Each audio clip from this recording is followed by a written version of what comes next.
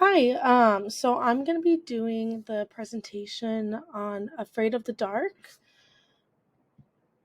So I'm going to go through three little sections. So I'm going to go through why I chose this topic, some key points of the chapter, and some interesting examples regarding the topic.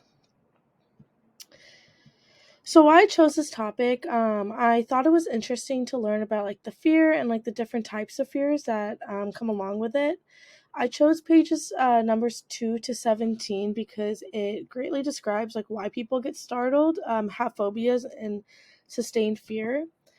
And sustained fear is fear that's unknown. So, for example, in the chapter, the example was if you closed your eyes and you thought of something scary, right? It's not going to be of your bed or your bedroom, something that's safe, right?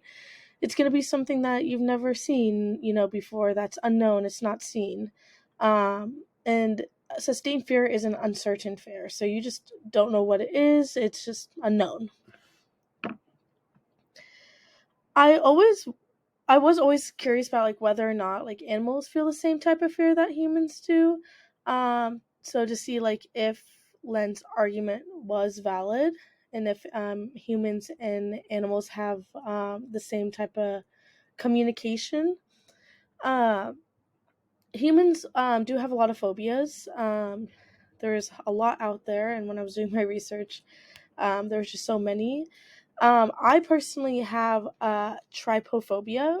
It's a fear of holes, which is a little funny, but just it's something that's just a little like weird to me. Like I'm not like scared of it; it just makes me uncomfortable.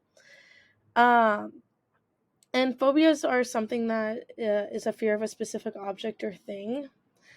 And then I also have like a fear of spiders and bugs. I'm scared to like kill a spider in the corner of my room, so I always have someone else do it for me. And then animals can also get phobias, such as thunderstorms, or when the mailman comes. And a lot of these phobias are through past trauma. It develops at a young age, and they're exposed to something that was harmful to them at a young age, and it's and throughout time, they get scared if like something happens. Some key points. I would agree with Lent that humans and animals experience the same type of communication, and they're not different after all. Obviously, like human and animals are a bit different, but there's a lot of similarities to both. And I would say that humans and animals experience the same type of fear. And most fears and phobias are developed at a young age, or for like an animal as like a baby or a puppy, and for a kid like as a baby when they are growing up. They see different things and they learn and inhabit different things. And then some animals develop photophobia at a young age, and this is the fear of light.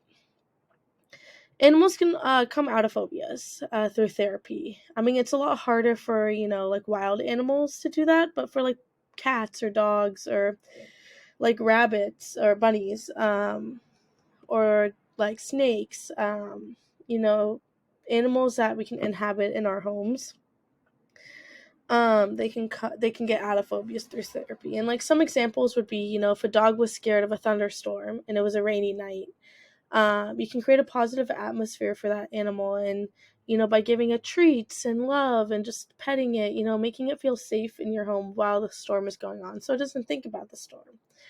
um, but yeah, so some examples I put out was dogs.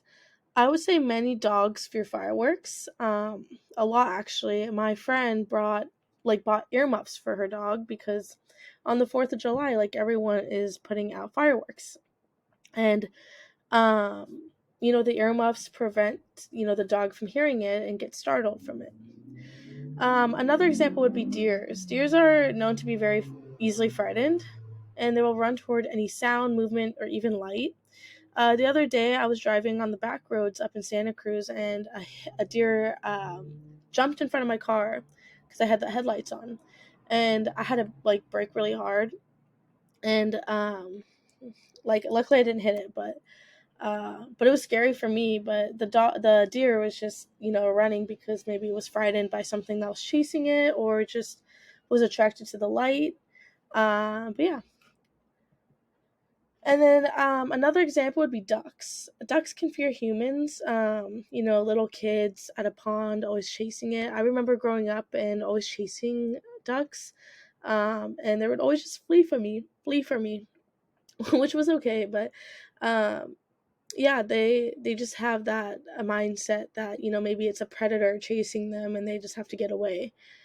Um, from the chapter on page 17 of Afraid of the Dark, I took a sentence from it, and it said, animals can develop certain aversions to things in their environment that can be harmful to them.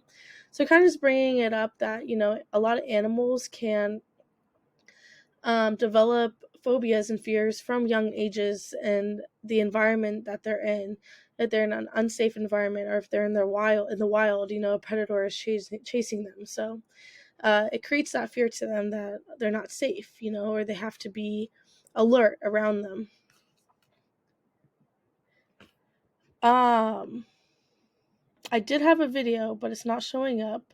But it was just a 6-second video, and it was a little TikTok, and it was basically about a human, with their two little puppies.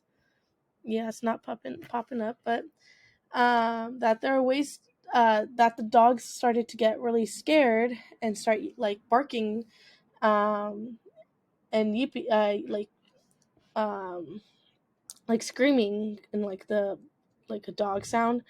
That they were afraid basically when the human was like chasing them with their hands. But those puppies will like develop a fear at a young age because of that. Maybe they'll be scared of humans when they run after them, and they'll develop that. But there are ways again to help out an animal out of fear, and like through therapy and just creating a safe and happy environment for the dog to get out of it. But yeah, sorry that the video isn't showing. I guess maybe it's because it's screen recording. But thanks. And then